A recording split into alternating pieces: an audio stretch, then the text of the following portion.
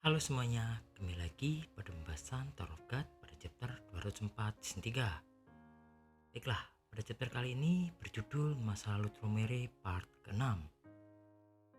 Kembali pada chapter sebelumnya di mana Enkidu dengan tidak sadar telah membunuh Amizu dengan pedangnya. Lama dari situ Kun Ethan datang di pulau terapung tersebut dan menanyakan keberadaan Amizu. Tiba-tiba Kun Ethan telah melihat Amizu sudah bergeletak bersimbah darah. Kemudian Ethan menanyakan pedang siapa itu.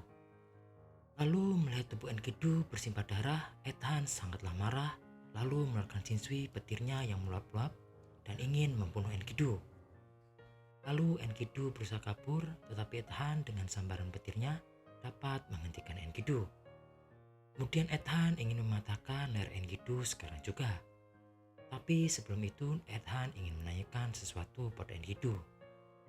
Tak sempat berbicara, tiba-tiba leher Enkidu tertebas oleh pedang milik Tromere. Melihat hal itu, Ethan dan Enkidu terkejut.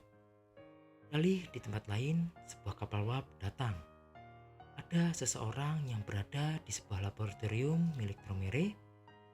Di sini diperlihatkan sebuah penelitian hewan-hewan yang terperangkap dalam sebuah tabung. Orang tersebut berkata dalam waktu yang singkat, ternyata korbannya banyak juga. Tromere memang gila. Kemudian sebuah pesan lekos dari seseorang melaporkan bahwa Luslek tidak bisa dihubungi. Sepertinya ada masalah.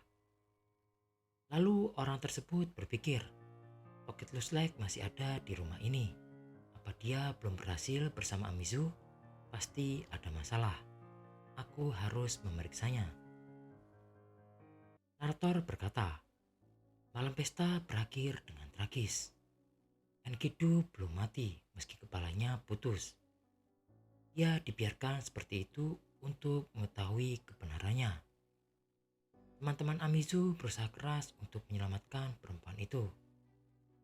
Tapi kepala keluarga seperti mereka pun tidak mampu menghidupkan orang mati. Penyusup menghilang di tengah kekacauan dan keributan pun berakhir. Saat semua orang tenggelam dalam duka, Gustang merasa bertugas menyelidik dan mendokumentasi kejadian di hari itu. Tak lama, Gustang diperlihatkan masuk ke dalam ruangan Tromere. Tromere yang sedang ditemani oleh anima arogan. Lalu Gustang berkata pada Tromere, Amizu mati karena monster Enkidu. Masalahnya jadi seperti ini gara-gara kau, Tromere. Kemudian Tromere ingin menghapus ingatan ini.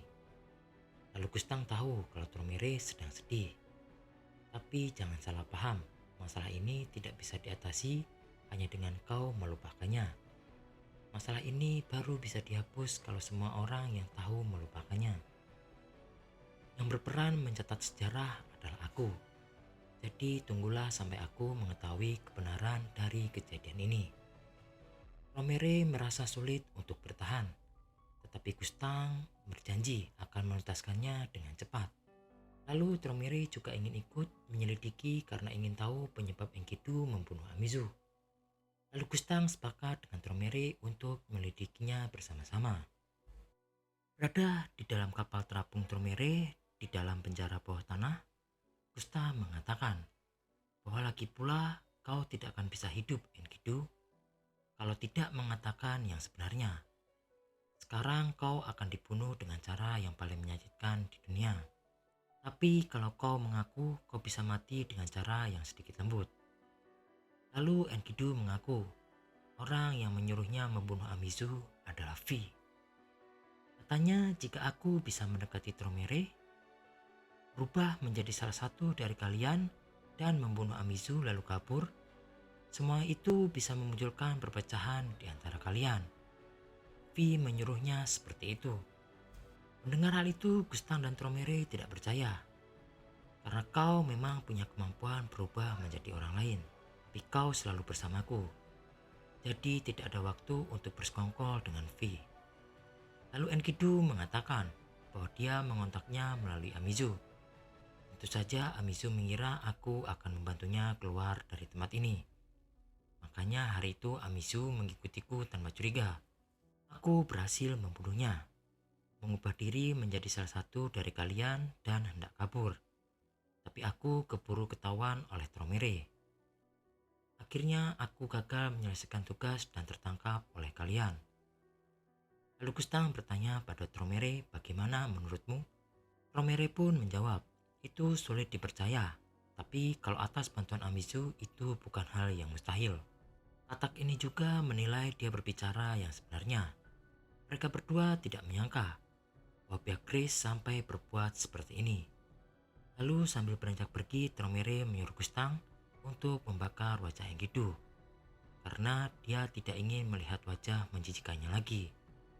Narator berkata, setelah hari itu semua orang setuju untuk membunuh Enkidu, tapi ada satu orang yang menolaknya, yaitu Po Bidu Gustang. Akhirnya diputuskan bahwa kepala Enkidu tidak akan dibakar, melainkan akan disegel selamanya. Yon Yirang menawarkan untuk mengikatnya dengan tanaman merambat yang tumbuh tanpa henti dan membuat sekitarnya selalu terang dengan lightball agar tidak ada seorang pun yang bisa menemukan kepala Enkidu di balik tanaman merambat itu. Lalu semua setuju dengan ide tersebut. Kepala Enkidu pun dijebloskan ke bagian terdalam dari tumbuhan merambat itu. Tumbuhan itu meminum air di sekitarnya yang tak pernah kering dan terus tumbuh. Sampai akhirnya seseorang memasang mantra dan tanaman itu berhenti tumbuh.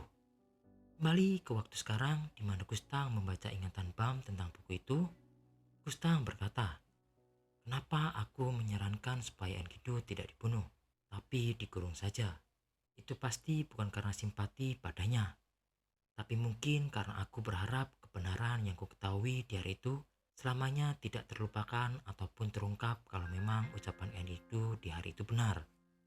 Ditutup pada chapter kali ini, Enkidu berkata pada Gustang sebelum dia disegel, aku tidak membunuh. Mendengar hal itu, Gustang terkejut. Selanjutnya Enkidu berkata lagi, aku tidak membunuh. Aku bukan manusia. Hari itu aku dikendalikan oleh Tromere.